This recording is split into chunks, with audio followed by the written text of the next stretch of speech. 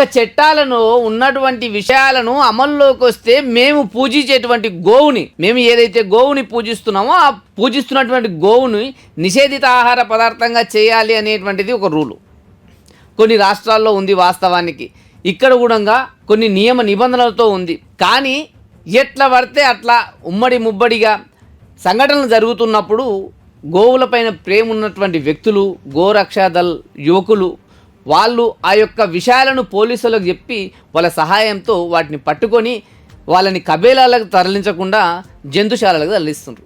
Okay, కబేలాలకు తరలించే జంతు ఎక్కడైతే ఉన్నాయో గోశాలలు ఎక్కడైతే ఉన్నా అక్కడ తరలిస్తున్నారు. అది గవర్నమెంట్లో ఉన్నటువంటి ఆఫీసర్ జోక్యంతో బీఆర్ఎస్ ప్రభుత్వంలో ఉన్నప్పుడు జరిగిన ఇట్లా సంఘటనలు. కానీ తెలంగాణలో కాంగ్రెస్ గవర్నమెంట్ ఎప్పుడైతే వచ్చిందో పోలీసు వాళ్ళు కూడా ముస్లింలకు సపోర్ట్ చేసి, బీఫ్ తినే వాళ్ళకి సపోర్ట్ చేసి, అక్రమ రవాణాలు చేసి, అంటే నియమ నిబంధనలు ఏది పాటించకుండా అక్రమ రవాణా చేసి దీనికి కారణమవుతున్న వ్యక్తులు ఎవరన్నంటే డైరెక్ట్గా ఎవరన్నారంటే రేవంత్ రెడ్డి గారే ఉన్నారని చెప్తున్నాను.